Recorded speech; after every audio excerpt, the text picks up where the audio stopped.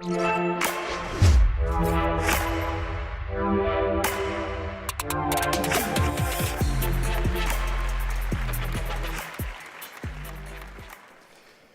going to start today with a true story, the invention of the light bulb.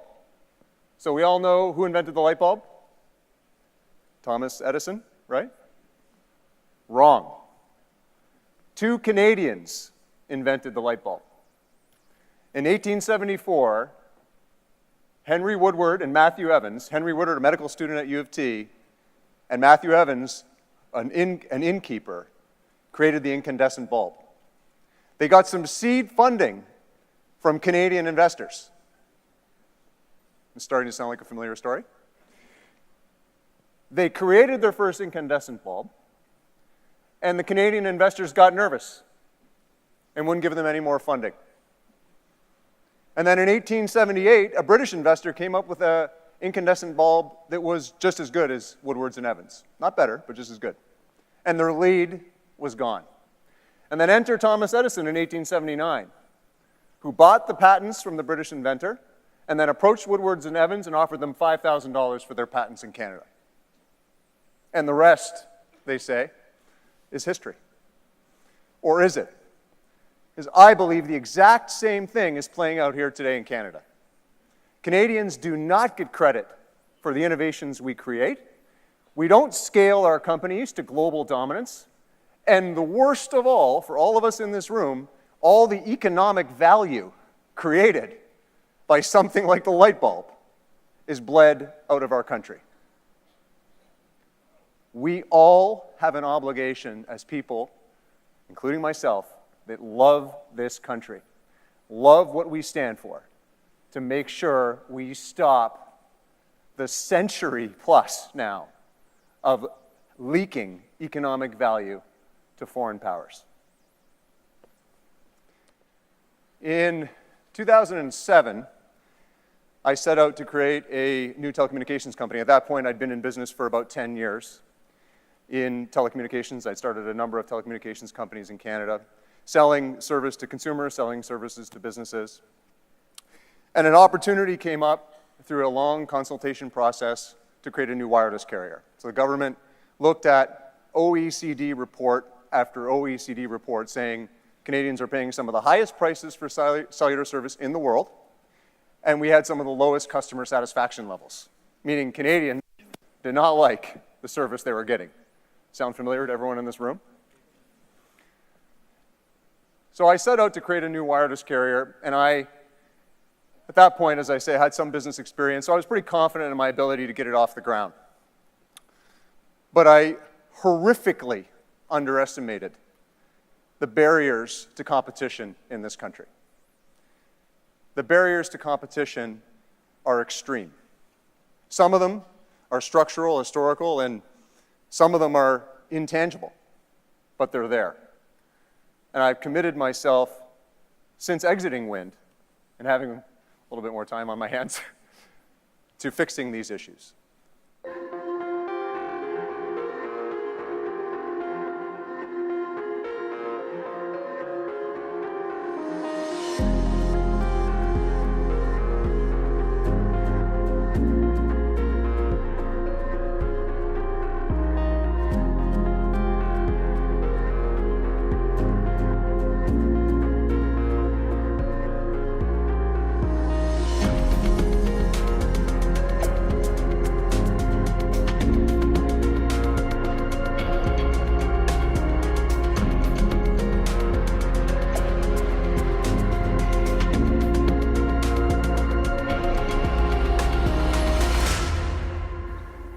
Even I feel sorry for that guy.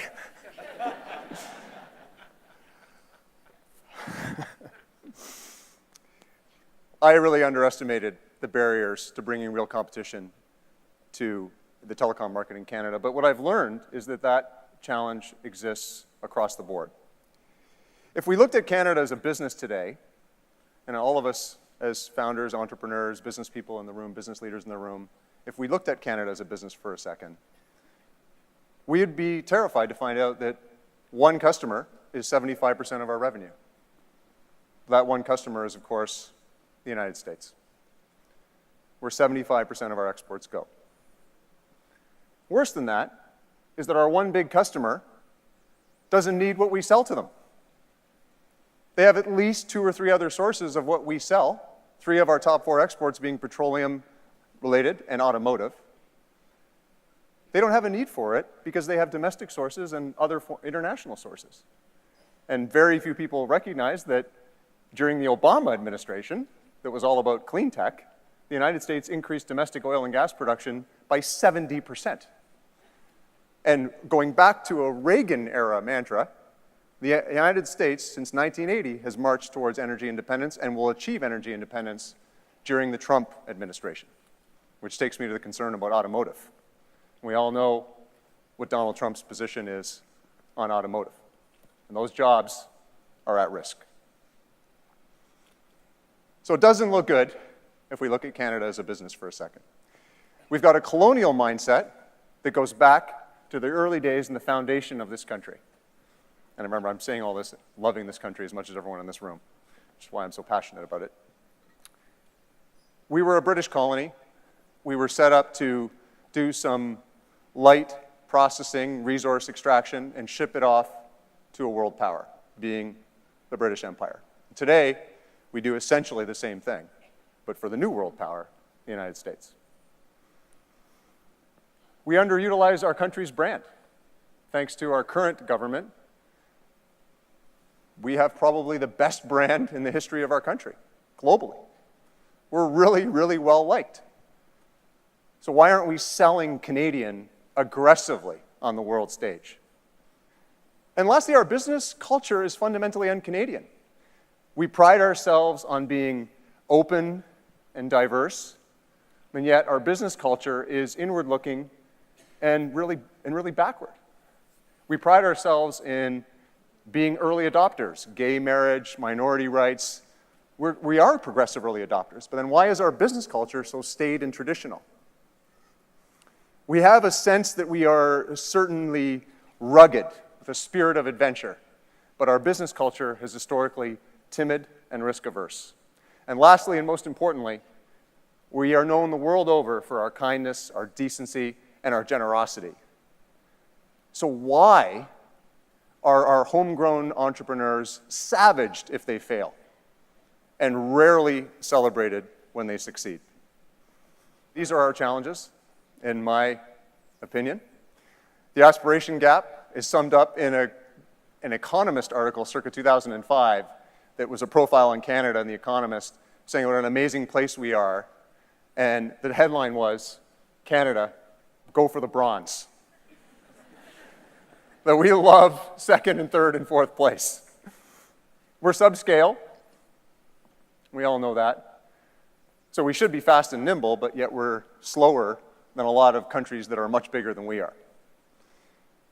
Limited scale-up funding is available, and Woodward and Evans didn't have the same kind of choices that today's Canadian entrepreneurs have. They can't just ship up and go. They couldn't just ship up and go elsewhere. But today, 44% of Canadian entrepreneurs accept funding from abroad, mostly from the United States. And we were here today celebrating that Kleiner Perkins and all the big US VCs are making investments in Toronto. I don't see that as necessarily positive, because the economic value being created by our country, by our companies, is bleeding out of our country. The same reason I don't think that it's necessarily great that our government is set up in such a way that we don't support interprovincial trade as much as we support north-south trade, is that we don't foster a competitive marketplace domestically in all of our industries and take a protectionist stance that's led to oligopolies across our economy, whether it's in banking or it's telecom, in any industry you name it. We have an oligopoly in Canada, including the one that I tried to bust up, and prices did come down 21%. Thank you. Everywhere that I was operating. But yeah, it's not so great because my investors were essentially kicked out of Canada, as many of you know, and the company was sold to Shaw, and prices went back up. So I consider wind not necessarily a great success, because I set out to make the market competitive. As much as I also wanted to build a big company and make money, I set out to really make a positive impact, as we all do as entrepreneurs. Okay, that's the bad news. Now let's get to the good news. The good news is that we are extremely well positioned for the fourth industrial revolution that's upon us. Thanks to decades of taxpayer-funded research, the Canadian Institute for Advanced Research, the National Science and Engineering Research Council. In the 80s and 90s, when no one was investing in AI, we were investing heavily. Taxpayer dollars. And today, as a result, we have a world-class research and now commercialization ecosystem in AI. But we are aggressively pursuing American tech giants to locate big presences in our lovely city. Why is that any different, I would ask the mayor and everyone in this room? Why is that any different than when Ford, GM, Chrysler, Subaru, Mitsubishi, Toyota all set up automotive plants in Canada? The answer is it's not any different. In my opinion, it's the ultimate Trojan horse. That we needed to get a lesson from the Greeks or something. It's the ultimate Trojan horse. What will the career path look like for someone who works for Amazon in Toronto? If they rise to the top, shining star engineer, they're going to get a great offer to go work for Amazon where?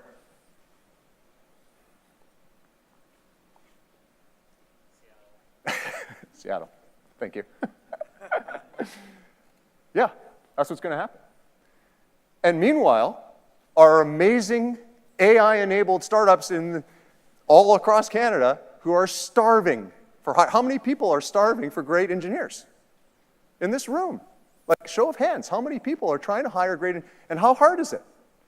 It's hard. Now we're going to add a whole new competitive dynamic to that. So I don't think it's great that we aggressively celebrate. I'm not saying it's bad, but we should not be celebrating and pursuing Amazon. We should be directing those 1,000, 2,000 great jobs that are going to come to Canada. We should direct those into our great startups.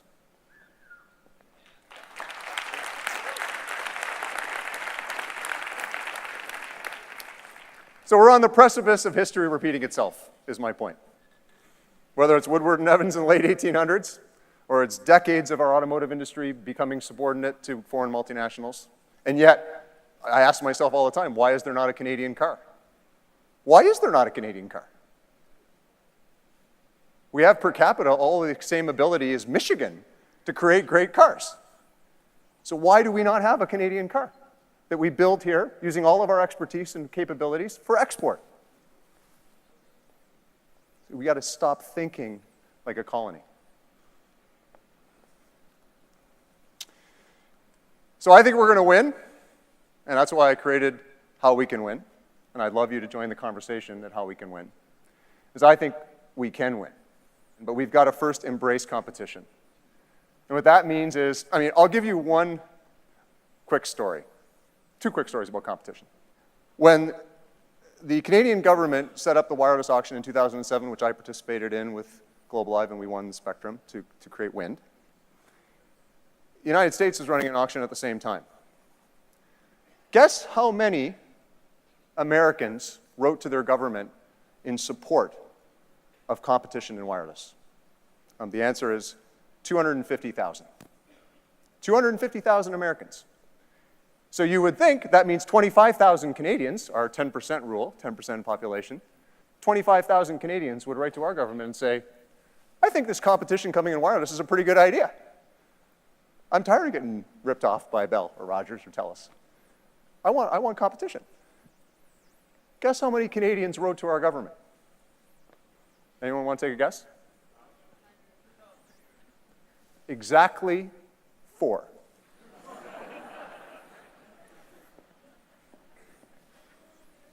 Second quick anecdote.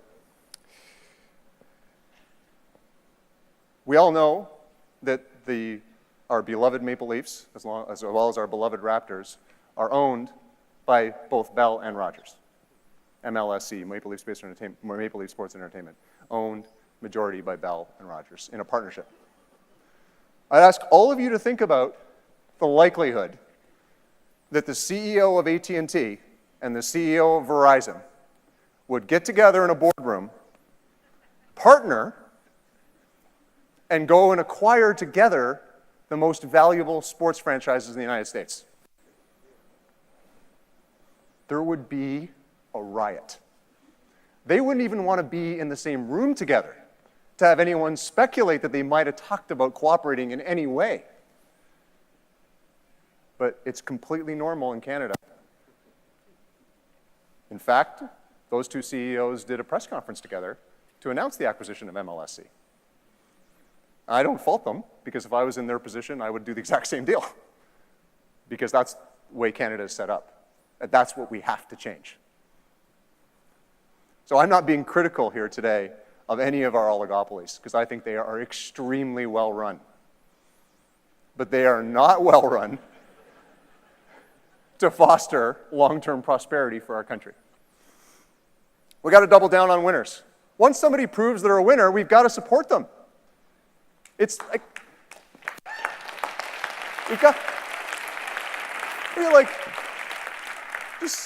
our decency and kindness isn't helping us here. When somebody's clearly emerging as a winner, we got to get behind them. Government's got to offer them incentives. We've got to support them. Our investment community has got to support them to rise to global prominence and then dominance. That's what's going to create prosperity. We got to celebrate our success. We got to stop with this, tall poppy syndrome of just ripping down people that get a little bit too far ahead. We got to move up the value chain. The car is one good example. I don't understand it. I've tried to look at this, every which way. I can't figure out why there isn't a Canadian car. I can't figure out why we export crude instead of refining it.